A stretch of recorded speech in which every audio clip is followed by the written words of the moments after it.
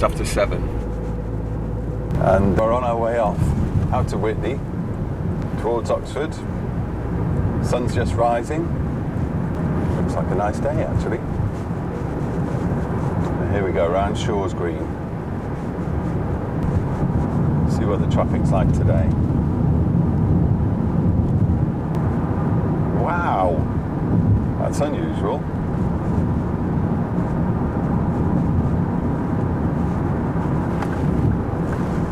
Free flowing. I knew we were coming.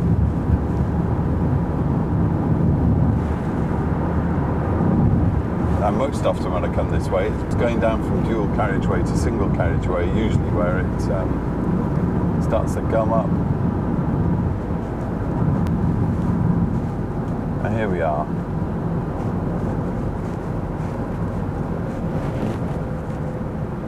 Just under a mile outside Whitney, join the queues to Oxford.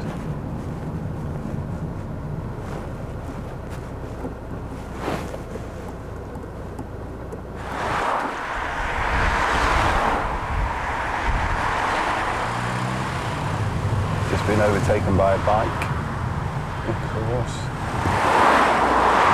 For those who are fit enough, I think biking is probably the best way of getting from Whitney to Oxford. Bike lanes around town are not great, but between Whitney and Oxford there's a pretty decent bike lane all the way through. It's an awful long way, you have to be pretty fit. So we're now 10 minutes into the journey. Managed to go just about 1.5 miles, and this is actually quite a good day. Most of the way along between Whitney and Oxford there are pretty wide verges, and it seems to make sense to me to look at using those to expand the capacity of the road. Now in the short term it might be possible to create a bus lane which would increase the reliability of the bus massively and would make it a really viable option for people. If you knew that you could jump on a bus and they were regular, reliable, got you into Oxford in 20 minutes, why wouldn't you do that? It's rather more effective than the train, which can never be that regular, and also only goes from where you've got train stations. If we're looking at 50 years out, which is what we should do, one of the options you want to be looking for, some kind of light rail or other scheme which connects up not just the city in itself, so within the city I think it would be an interesting solution, but also the wider area connected up by some kind of metro system. It would seem to be something that would pay for itself pretty quickly, really, in terms of more economic effectiveness, growth in jobs. You also want to be thinking about other patterns of work. We've got some very good employers in West Oxfordshire, but a lot of people commute out of the district. So I think there's a very strong argument for economic development in West Oxfordshire, not least because we have one of the lower average wages in the southeast, surprisingly. And also, of course, because of this commuter effect, the cost of houses in West Oxfordshire, the average house, 12.5 times the average wage, which is one of the highest ratios in the country, in the world. Shorter term, we need to fix this blimmin' road. Always very slow along here, and we're stuck again.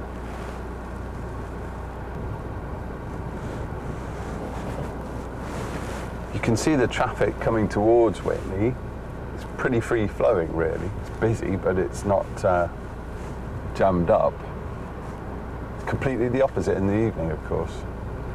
I will also be looking for ways to make that commuting time more productive or more rewarding, and not just another 2 or 3 hours a day out of the family home and away from the people we love and the life we want to lead. So, here we come to Ensham.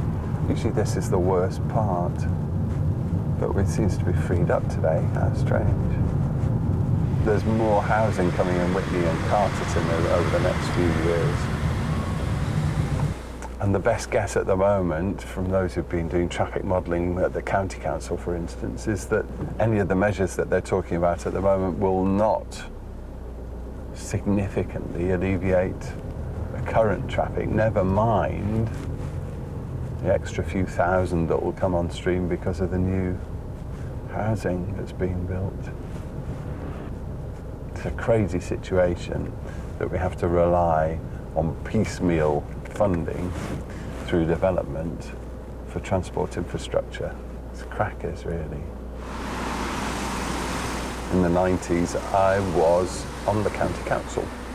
I had a Conservative, a Liberal Democrat, and me for Labour rotating as chairs of the Highways Committee. At that time, the A40 was already a problem. On good advice, but with some caveats about bigger work that needed doing, which hasn't been done. That was when the lights went in at the Cassington junction.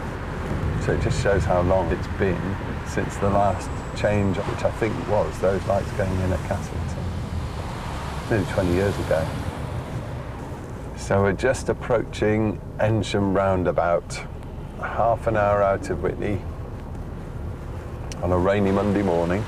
Probably the worst pinch point along the A40 line. So if we were looking at solutions to the A40, there's short, medium and long-term things we can do. But in the short term, at least, I would have thought one thing which would be relatively straightforward to do is to redesign Ensham roundabout. Maybe some kind of hamburger scheme like they've got on Pennington. Or if we can look at the traffic lights, both at Ensham and at Cassington, and do something about them, then I think we have an opportunity to not only make things better in the short term on the A40, but also to take traffic off some of the peripheral roads which are currently becoming very clogged. I'm going to turn round and back at this roundabout because I think we've seen pretty much all we want to see.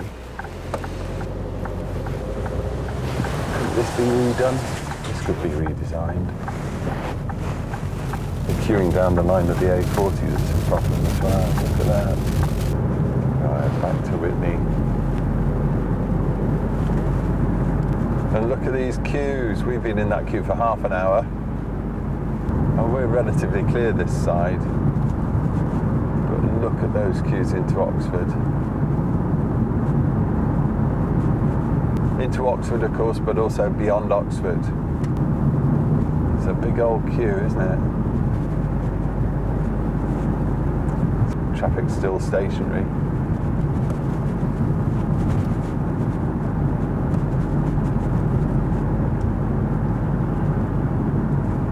Still going past traffic here. The buses get stuck in the traffic as along with everybody else. That's part of the problem. If those buses were free flowing, it would take an awful lot of people out of their cars if they're going to Oxford Centre. So there you go, 3 miles of stationary traffic pretty much. And are we getting into the end of the queue here? Maybe Barnard Gate. So we've just spent 35 minutes going out to Ensham roundabout from Whitney. And we turned around and came back and it took less than 5. That's the A40 on a morning and on a good morning as well. A morning when the traffic is not as bad as usual.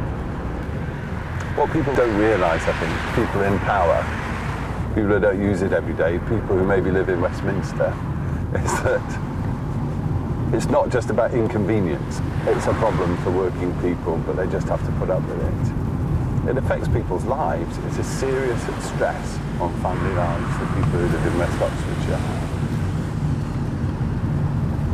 And we've got to do something about it. We've got to do something about it.